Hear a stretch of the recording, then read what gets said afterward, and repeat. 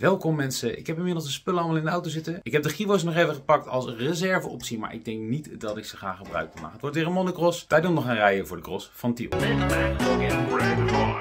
Daar staan we dan klaar voor de start. Een dag na de cross in Montfort, waar ik net buiten de punten viel. Vandaag gaan we het opnieuw proberen en hopelijk gaat het vandaag wel lukken.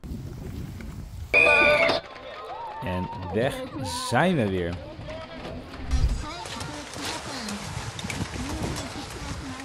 Zoals je ziet een chaotische start. Een deelnemer op 45 terwijl ik hier buitenom probeer te gaan, maar net iets te conservatief ben.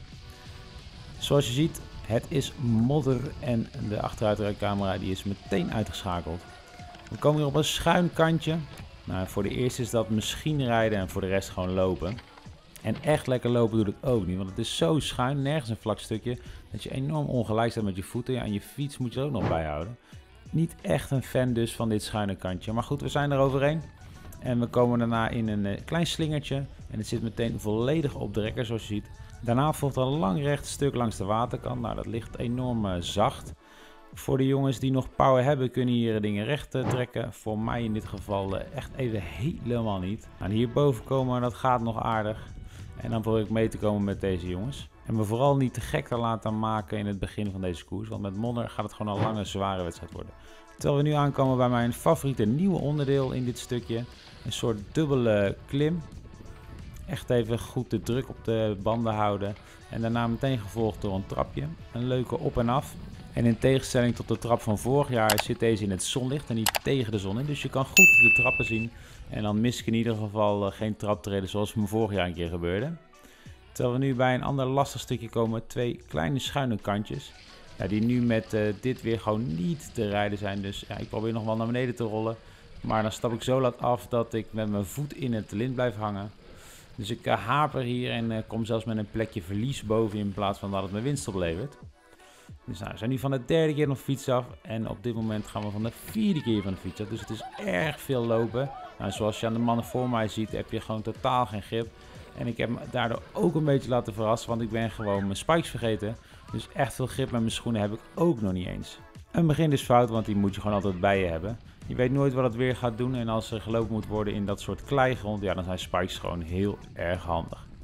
Probeer met deze jongens mee te schuiven, terwijl er hier voor mij eentje op de schuine kant volledig onderuit gaat. Enige voorzichtigheid is dus wel geboden. Terwijl we hier weer op een grasstrook komt. Vorige ging het hier nog over het asfalt en nu is dat ook hier ploegen. Terwijl ik ingehaald word door 3 man. Een voorwaartse beweging zit er dus nog niet echt. Ik lig een beetje in de touwen. Niet helemaal wat ik ervan verwacht heb, maar ik probeer hem hier in de bochten met deze man te mengen. Dus ik haal er weer eentje in. Hier probeer ik een tweede, maar dat wil net niet helemaal lukken. Nou, dan op zo'n graskantje probeer je dan weer vaart te maken. Terwijl ik hier een mooie buiten-binnenbocht probeer. Maar verrast word door een man die in één keer binnen doorduikt. Ja, en dan wordt het voor mij in één keer een hele langzame buitenbocht. En dat is natuurlijk niet zo handig. Terwijl we hier aankomen bij de kopie van Camille's carousel. Hij ligt helemaal kapot, dus het is behoorlijk graaien. Nou, zo zie je ook voor me dat het moeilijk is om daar je controle te houden. Dus ik zit een beetje scheef op mijn fiets om hem zo recht mogelijk te houden en op die manier tractie te houden. Hij komt een stuk dichter, maar hier zit hij mij een beetje dwars. Ik probeer weer achterlangs te steken, maar dat lukt gewoon niet. Dus ik ga bijna onderuit, moet voetje aan de grond zitten. Maar uiteindelijk ben ik er voorbij. Probeer ik weer een beetje op gang te komen in het einde van deze carousel. Ja, en dan hoop ik eigenlijk op een soort tussenstuk van asfalt, want we zijn alleen nog maar aan het baggeren. Maar dan krijgen we verdorie ook nog eens balken, dus nog een keer van de fiets af. Weer opspringen in de modder en weer doorploegen. Dat is wel een beetje de samenvatting van dit rondje. Heel veel zware modderstrook en niet echt tussenstukken om op adem te komen. Terwijl ik hier weer word ingehaald en we aankomen bij de pumptrack. Nou, die ligt er met deze weersomstandigheden heel slecht bij. Moeilijk om vaart te houden, maar het is dus vooral nu het doel om er veilig doorheen te komen. Nou, daarna komen we bij een volgende bocht, een haakse, meteen door een hele modderige klim. Dus ik kies ervoor om aan de binnenkant te lopen. Kijken of dat sneller is dan de mannen voor mij. Nou, dat blijkt wel zo te zijn. Ik haal weer de 2 plekjes in. En dan zie je hier hoe gevaarlijk dit soort op en af zijn als er van die sporen ontstaan. Dan moet je goed door het spoor gaan, want anders krijg je voor een enorme klapper. En dat krijg je hier meteen te zien. Ik ga hier bijna onderuit omdat ik net niet in het spoor zat. En denk je, ja joh, die koe die wil ik beter door het zand zien rijden. Nou, het volgende filmpje gaat over de zandcross van Heerden. Dus abonneer je dan vooral en dan mis je het niet. En dan komen we eindelijk bij een tussenstukje. Nou, ik moet echt even bijkomen, terwijl de mannen om me heen gewoon lekker aan het doorgassen zijn. Terwijl we hier aankomen bij de laatste hindernis van het rondje. Met dank aan Arianne voor de foto's die me hier nog even wat toeschreeuwt. Dat soort aanmoedigingen die werken natuurlijk altijd. Dan doe je nog even extra je best. Want zoals je zag werd er voor mij een foutje gemaakt. Ja, daar wil je natuurlijk niet bij gaan leggen. Terwijl we hier op de start-finishstrook komen en we dan dus het eerste rondje gehad hebben. En dan word ik meteen als een raket gepasseerd door iemand die nog van achteruit komt. En dan zie je dat we al 9 minuten bezig zijn na 1 rondje. Dus het is een lang, zwaar rondje. Terwijl hier voor mij iemand niet rijdend haalt en dan moet ik ook afstappen en aan de wandel. Nou, en als we dan kijken naar hoe de wedstrijd tot nu toe verloopt, dan ben ik eigenlijk alleen maar achteruit aan het zakken. Terwijl ik haal hier nog wel de jongen die maar als een raket voorbij ging in. Maar ja, die komt natuurlijk wel als een raket voorbij. Ja, dus echt lekker gaat het niet. En zo voelt het ook. Ik merk nu ook, mijn hartslag kan ook niet meer zo hoog. Ik voel me moe.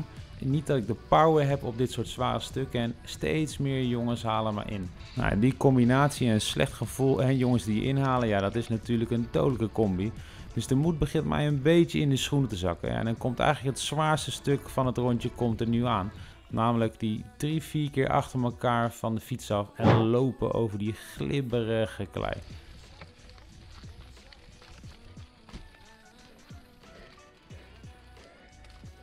Je hoort de natte klei en je hoort me zwaar ademen terwijl ik weer word ingehaald door iemand. Ik ben dus echt aan het struggelen.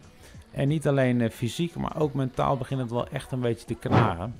Terwijl ik natuurlijk wel zuiver dit soort schuine kantjes af moet. Dus ik probeer wel scherp te blijven. Maar ik merk vooral dat op dit soort stukken ik echt moeite heb om de jongens om mij heen bij te houden. Ik probeer mezelf terug te vechten door gelijk tempo met de jongens te houden, maar er komt er weer iemand van achter. Dus ik probeer zoveel mogelijk vaart te houden in deze bocht. En nou, dat lukt meteen hier aardig. Ik ga er weer eentje voorbij. Maar die laat zich niet zomaar te grazen nemen. Die stapt af en begint hier te lopen en zet zijn fiets zo voor me. Waardoor de bocht hierna weer ietsje lastiger is voor mij. Dus ik moet weer hier aanzetten om bij te komen. Maar dan merk ik al gauw snel dat de jongens verder en verder weg bij me rijden. Ja, en dan begint de moed toch wel echt diep in mijn schoenen te zakken. Dat zelfs op dit soort stukken, ja, ik kom wel terug. Maar eigenlijk meteen daarna rijden die jongens weer bij me weg. Ga ik er nog eens half bij liggen. Ja, en dan begin ik wel een beetje te knakken. Dus je moet gaan lopen, die dikke bagger. Het gaat allemaal niet. Boah, dan is de cross toch wel echt een onvergeeflijk zware sport. En dan maak ik hier eigenlijk op dit moment het besluit in mijn hoofd dat ik ga afstappen. Een streep door met 5. Ik rijd op dit moment niet op het niveau dat ik zou kunnen. De jongens met wie ik gisteren nog in het duel was, ja, die zijn niet eens in de buurt van waar ik ergens rijd.